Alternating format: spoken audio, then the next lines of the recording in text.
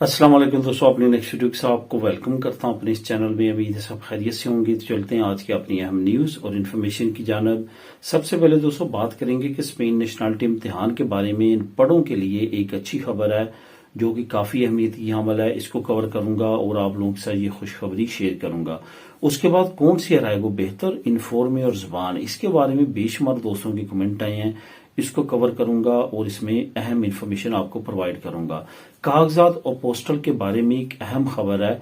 कुछ दोस्तों के साथ ये मसला दरपेश हुआ है और इसमें एक मेरे करीबी दोस्त भी हैं जिनको पोस्टल में ये मसला आया है और उन्होंने अपने बच्चों की नेशनलिटी जमा करवानी थी और तमाम मामला उसमें ये मसला बना है। तो इस पे मैं आप लोगों को कुछ हिंट दूंगा, कुछ इन्फॉर्मेशन दूंगा कि जब आपने पोस्टल करवाना है तो किन चीज़ों को चेक करना है ताकि बाकी लोगों की तरह आप भी इस मसले से बच सकें।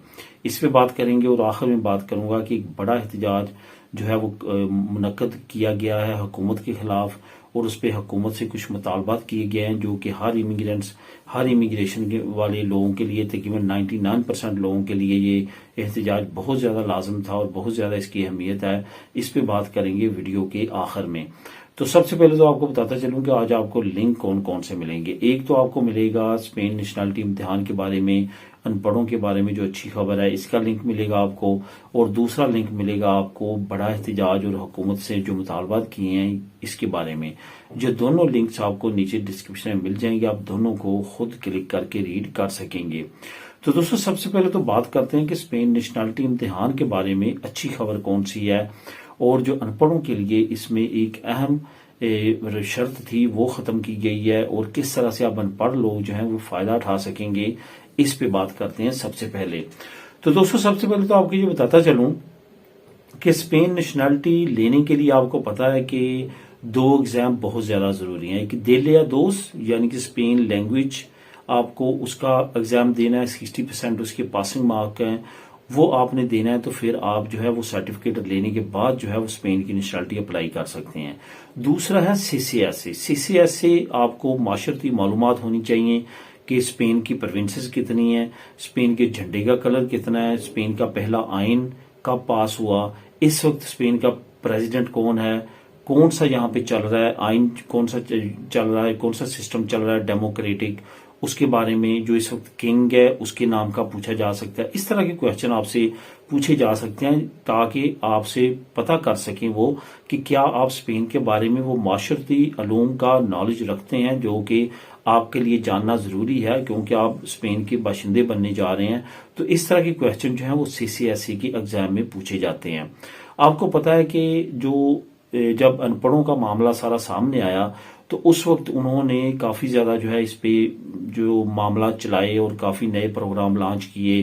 खास तौर पे जब स्कैंडल आया जाली सर्टिफिकेट का तो उसके बाद हुकूमत ने स्पेशली एक प्रोग्राम प्रेजेंट किया जो सर्विंते इंस्टीट्यूट सर्विंते की तरफ से ही दिया गया कि अनपढ़ लोग जो है वो सिर्फ और सिर्फ ओरली एग्जाम दे के कर सकते हैं, पास कर सकते हैं और उसके बाद नेशनलिटी जमा करवा सकते हैं। उसमें उन्होंने सीसीएसई का और दिलिया दोस्त का ओरल जो है वो एग्जाम शुरू किया और ओरल एग्जाम के रिजल्ट्स की सूरत में आपको जो है वो मौका दिया कि आप स्पेन की नेशनलिटी जमा करवा सकें। अब इस वक्त जो है जो मैं अपडेट आप लोगों के साथ शेयर करने वाला हूं, जिसका मैं नीचे लिंक भी आपको लिंक नंबर 1 है वो भी दे देता हूं, आपने वहां पे क्लिक करना है।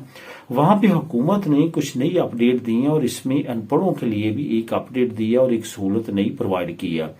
असल में दिलिया दोस्त तो उसी तरह ओरली आपको देना पड़ेगा और वो दे के ही आपने आगे सर्टिफिकेट लेना है और उसके बाद आपने स्पेन की नेशनलिटी जमा करवानी है। लेकिन अनपढ़ों के लिए एक बड़ी सहूलत दे दी गई है कि वो सीसीएसई का एग्जाम ना भी दें तो उनकी बात बन जाएगी। सीसीएसई का एग्जाम वो नहीं देते तो फिर भी वो स्पेन की नेशनलिटी जमा करवा सकेंगे। इसमें चंद एक लोगों को शामिल किया गया है जो मैं आपको डिटेल बता देता हूं। नीचे जो लिंक है वहां पे भी ये लोगों के 1 by 1 तमाम चीजें दर्ज हैं, लेकिन मैं अपनी जुबान में आपको समझा देता हूं। सबसे पहले तो ये फैसिलिटी दी गई है कि 18 साल से कम लोग जो बच्चे हैं वो सीसीएसई का एग्जाम नहीं देंगे तो तब भी कोई मसला नहीं है, उसके लिए एग्जाम्पशन कर दी गई है।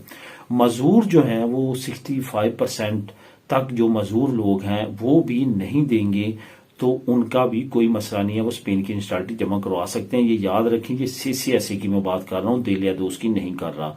उसके बाद अनपढ़ लोग जो हैं वो भी सीसीएसई का एग्जाम नहीं देंगे, सिर्फ दिल या दोस्त का देंगे, तो तब भी उनकी नेशनैलिटी जमा हो जाएगी। उनको साबित करना होगा कि वो अनपढ़ हैं। यहाँ पे मैं एक छोटी बात और बताता चलूं, जिन्होंने पहले ड्राइवर लाइसेंस किया है या कोई और एग्जाम दिया है, कोई ऐसा एग्जाम जिससे साबित हो सके कि वो पढ़े लिखे हैं, वो ये काम बिल्कुल ना करें। वो फंस जाएंगे उनको, क्योंकि ऑलरेडी उनके पास कार्ड है कि वो पढ़े लिखे हैं, तो वो इस फार्मूले को इस्तेमाल ना करें। उसके बाद 70 साल से ज्यादा लोग जो हैं वो भी सीसीएसई का एग्जाम ना देंगे तो नेशनैलिटी जमा करवा सकते हैं। उसके बाद शादी करके अगर आप जो है वो स्पेनिश किसी के साथ शादी करते हैं और आप 1 साल के बाद नेशनैलिटी जमा करवाने का जो रूल है उसको फॉलो करना चाहते हैं, तो सीसीएसई का एग्जाम नहीं भी देंगे तो आप ये नेशनैलिटी जो है उसकी फाइल सबमिट करवा सकेंगे। ये फैसिलिटीज नई दी गई हैं, इसमें से अनपढ़ों को लाजमी तौर पे ये जो बड़ी एक अपॉर्चुनिटी है, इसके बारे में लाजमी तौर पे फायदा उठाना चाहिए और इसको भी रिसेंटली जो है वो इसमें ऐड किया गया। मजीद डिटेल आप नीचे क्लिक करके ले सकते हैं। अब दोस्तों बात करते हैं कौन सी अरैगो बेहतर है, इन्फॉर्मे और जुबान। अरैगो तो दोस्तों आपको पता है कि अरैगो सोशल ऑलरेडी चल रही थी, अरैगो फार्मासियन बाद में जो है वो इंट्रोड्यूस करवाई गई, उसके बाद सोशियो लिबरल, उसके बाद अभी रिसेंटली इंट्रोड्यूस करवाई गई है। और इसमें अगर तमाम में इस वक्त आप बेनिफिट, इसमें ड्रॉबैक्स और बेनिफिट्स को अगर आप टिक मार्क करें तो आपको पता है कि सबसे अच्छी जो आपके सामने आएगी वो आएगी सोशियो लिबरल, जो कि नई अभी अरैगो इंट्रोड्यूस करवाई गई है। इसमें आपको पता है कि एक तो ये नई अरैगो इंट्रोड्यूस करवाई गई है, इसमें टाइम पीरियड भी उन्होंने कम रखा है, कॉन्ट्रैक्ट का जो है वो भी टाइम पीरियड कम कर दिया है। उसके बाद फैसिलिटेट काफी लिहाज से ये किया गया है। तो इस वजह से जो मेरा ख्याल है वो सोशियो लिबरल दी बेस्ट है इस वक्त। अगर आपके 2 साल पूरे हैं तो आपको लाजमी तौर पे सोशियो लिबरल की तरफ जाना चाहिए। बेशक आपके पास कॉन्ट्रैक्ट जो है वो 8 घंटे का ही हो, एक प्लस पॉइंट है, उसकी रिक्वायरमेंट अब 8 घंटे की नहीं रही, हफ्ते में 20 घंटे, और इस तरह से आगे जो है वो फैसिलिटेट किया गया इस अरैगो में। तो अगर आपके पास 8 घंटे का भी है तो ये एक प्लस पॉइंट है। आप इस नई अरैगो में मेरा मशवरा है कि आप इसको जो है फॉलो करें और इसमें अपने डॉक्यूमेंट जमा करवाएं। उसके बाद इन्फॉर्मे की बात करें तो दोस्तों इन्फॉर्मे के बारे में याद रखें, ये हर सूबे की स्वाबदीद है कि वो आपसे, फॉर एग्जाम्पल आप कतलूनिया में रहते हैं तो आपका कतलूनिया का सर्टिफिकेट ये लोकल प्रोविंस हुकूमत के जुम्मे है कि वो ले या ना ले, ये सेंट्रल हुकूमत इसके बारे में नहीं जानती। तो इसी तरह अगर पाइस बास्को में है तो वहां पे बास्को का सर्टिफिकेट, इसी तरह बाकी अगर सूबों में है तो वहां पे वो तो आपको रीजनली हिसाब से देना पड़ेगा और वो इन्होंने खत्म नहीं किया। सेंट्रल में जो चेंजिंग आई है वो इम्प्लीमेंट होंगी, इस वजह से ये याद रखें कि वो आप इन्फॉर्म में इंटरव्यू ये सारी चीजें आपको करना पड़ेंगी, इसके बगैर आप नहीं आगे बढ़ सकेंगे। उसके बाद जुबान के सर्टिफिकेट में मैंने बता दिया जिस सूबे में है वहां का कानून आप पे लागू होगा और उसके मुताबिक आपको इन्फॉर्म में और सारी चीजें दी जाएंगी। इस वजह से उनको लाजमी तौर पर आपने फॉलो करना है, उसको सेंट्रल हुकूमत के जो रूल एंड रेगुलेशन है उसके साथ बिल्कुल भी मैच ना करें। अब दोस्तों बात करते हैं कि कागजात और पोस्टल बारे में एक अहम खबर। मेरे एक दोस्त हैं बहुत अच्छे, उन्होंने अपने बच्चों की नेशनैलिटी पाकिस्तान में जमा करवानी थी। उन्होंने अपने बच्चों की तमाम डॉक्यूमेंट अपोस्टल करवाए, उसके बाद उन्होंने उनकी ट्रांसलेशन करवाई। ट्रांसलेशन करवाने के बाद जो है उन्होंने टीसीएस में जमा करवाई। जब वो तमाम मामला करवाने के बाद टीसीएस में उनकी फाइल सबमिट होने के लिए गई 3 दिन पहले, तो वहां पे टीसीएस वालों ने कहा कि आपके जो 2 बच्चे हैं उनका एक ही पोस्टल नंबर है। इस वजह से जो उन्होंने ट्रांसलेट किया है स्पेन में वो भी एक ही बच्चे का ट्रांसलेट किया है, क्योंकि दूसरे बच्चे का जो पोस्टल है वो सेम है उसी बच्चे के पोस्टल नंबर की तरह। ये याद रखें कि जब आपको एक बार कोड दिया जाता है जो कि पोस्टल का एक कोड होता है, वो जब आपको प्रोवाइड किया जाता है तो उस वक्त मैं आपको यहाँ पे वीडियो में शो भी करवा दूंगा, वो दोनों बच्चों का जितने बच्चे हैं उनका तमाम का डिफरेंट होना चाहिए। अगर वो सेम होगा तो वो आपकी स्पेन में ट्रांसलेशन भी नहीं करेंगे और वहां पे टीसीएस वाले जो हैं वो जमा अगर कर भी लेंगे तो आपको कल को मसला हो सकता है। इस वजह से आपने ये एहतियात करनी है, जैसे आप पोस्टल करवाएं हर एक का कोड डिफरेंट होना चाहिए। फॉर एग्जाम्पल आपका एक बच्चा है, उसका आपने पोस्टल करवाया, उसका कोड है फॉर एग्जाम्पल 2223। एक और बच्चा है, उसके डॉक्यूमेंट आपने टेस्ट करवाए, उसका कोड 2223 ही नहीं होना चाहिए, उसका होना चाहिए 2224। यानी कि उसका कोड डिफरेंट होना चाहिए।